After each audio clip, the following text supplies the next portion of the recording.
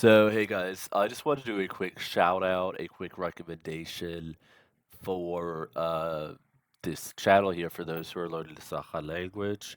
There is a podcast. It's on Apple Podcasts. It's also on iList. I don't have Apple products, and like you don't need Apple products to listen to this. You can do it through a browser. I'll put the link below to the Apple Podcast page. But it was also like if you look up podcast player, it's like a purple on Android. It's like a purple symbol with a microphone. You can listen to this or other podcasts. But yeah, basically, I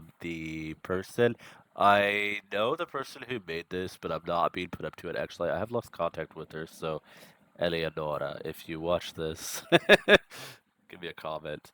Um, but that's not why I'm doing this review. I'm doing it because it's a good material. It's a good podcast. She teaches, you'll see, the first, not the first episode.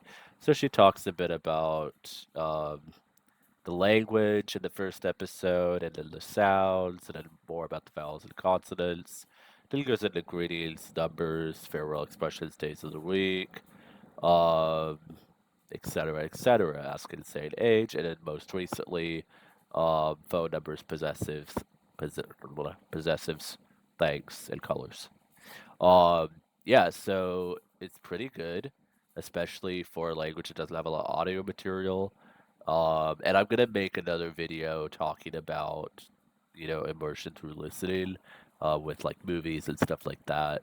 But yeah, this is really good for beginners and maybe even like intermediate people that just want to review the expressions and learn some more details they may not be familiar with because she goes really in depth. And and yeah, to hear the language and really hear how it sounds. I do my best to pronounce like the natives do in my lessons, but I'm also not a native speaker. And so, even though non-native speakers can teach a language and speak a language, I always recommend my students to listen to as much of native speakers as they can, um, so that they can really um, become familiar with the language and its, in the different ways that native speakers speak, because people speak different ways, even native speakers. Yeah, so it's just a recommendation. Please click again, I'll have to put a space before like the .com, otherwise it won't let me put the link in the description box.